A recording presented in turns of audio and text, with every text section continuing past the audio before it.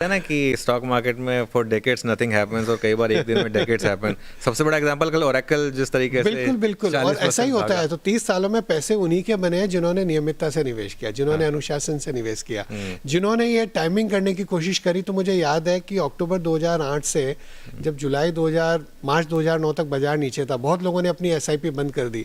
तो आपने पहले तो एसआईपी करी, जब 6 महीने साल भर बाजार नीचे था तब आपने नहीं करी, तो आप यूनिट्स ही एक्यूमुलेट नहीं कर पाए नीचे लेवल पे। बिल्कुल।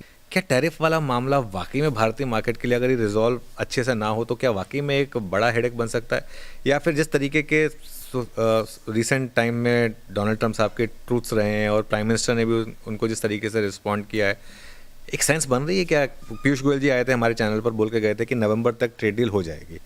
तो क्या मान के चलें कि ये एक मार्केट होप लेके चलेगा कि वो जो 50% टैरिफ था वो सिर्फ एक नेगोशिएशन टैक्टिक थी और ट्रेड डील जल्द होगी? मुझे लगता है कि भारत ने बहुत ही धैर्य, बहुत ही संयम और बहुत ही मैं कहूँगा कि सूझबूझ के साथ इस स्थिति को मैं कहूँगा निकाला है। और कहीं ना कहीं पिछले कई महीनों में टैरिफ या टैरिफ के बगैर भी जितने भी रिफॉर्म्स हुए हैं, कुछ की हमने बात करी, जिस तरह का डीरेगुलेशन या simplification, ease of doing business पर हम कार्य कर रहे हैं, आई थिंक वो सबका एक दूरगामी अच्छा परिणाम होगा। और टैरिफ का मुझे पूरा विश्वास है, भारत और अमेरिका टेबल पर बैठकर दोनों सरकारें जरूरी चाहेगी कि ये भारत सबसे बड़ी डेमोक्रेसी है, सबसे बड़ी एक आर्थिक शक्ति के रूप में उभर रही है। भारत के पास टैलेंट है, भारत के पास डेमोग्राफिक्स है। अगले 10, 15, 20 साल में सबसे ज़्यादा कंज्यूमर भारत देने वाला है, सबसे ज़्यादा लेबर फोर्स भारत देने वाली है, और एक ऐसी डेमोक्रेसी और पॉलिटिकल स्टेबल गवर्नमेंट है। तो इससे तो विश्व का कोई भी देश हो, विश्व की कोई भी अगर शक्ति हो, तो वो चाहेगी कि भारत से मित्रता रहे। मुझे नहीं लगता है कि अमेरिका को ऐसा रहेगा कि हमें भारत से एक जो ये टैरिफ का युद्ध है वो लंबे समय चलाना है, किसी हालत में भी नहीं चलाना है। चलिए, ये बहुत अच्छी बात होगी। दूसरा जो बड़ा ट्रिगर रहा है पिछले कुछ दिनों में वो था जीएसटी का कट। एक्चुअली जीएसटी कट को मैं आइसोलेशन में नहीं देखता। मेरे ख्याल से जो सरकार ने शुरुआत की थी फरवरी में बजट में इनकम टैक्स कट के साथ, पर्सनल इनकम टैक्स कट के साथ, उसके बाद जिस तरह से लगातार आरबीआई ने रेट कट्स किए, उन सब का एक इम्पैक्ट देखने को मिला।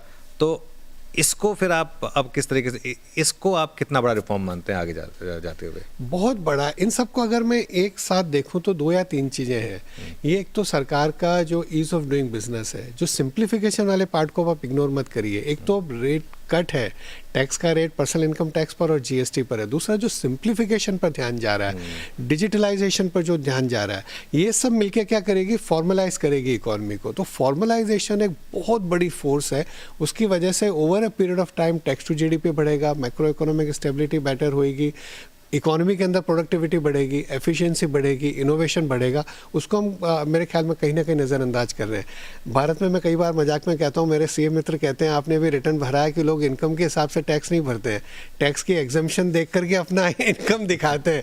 तो कहीं ना कहीं कई छोटे मझले जो व्यापारी हैं, जो कहीं ना कहीं टैक्स नहीं दे रहे थे, धीरे धीरे चाहेंगे कि यार रिटर्न भर के 12 लाख तक तो इनकम नहीं है, कंप्लायंस बेटर करें और उस पैसे को हम सही तरह से निवेश कर सकते हैं। नहीं तो कहीं ना कहीं आप उस कैश को, कई जो पैरेलल इकोनॉमी चल रही थी, मुझे लगता है कि बहुत ही सोचा समझा एक बहुत ही बड़ा जो कदम है कि धीरे धीरे इकोनॉमी को फॉर्मलाइज कैसे किया जाए और डिजिटलाइजेशन के जरिए।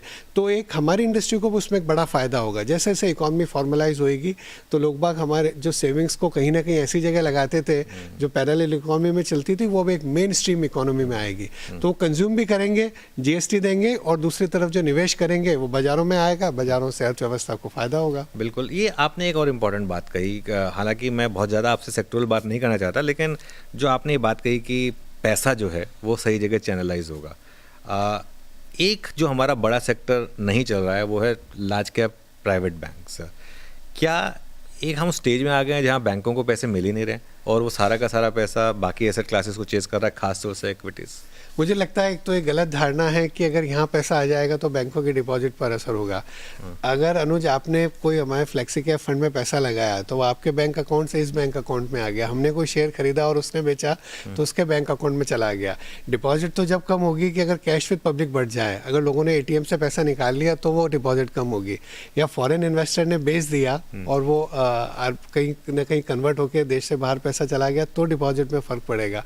बाकी तो ये सब सर्कुलेशन से इससे डिपॉजिट पर बड़ा फ़र्क नहीं पड़ना चाहिए।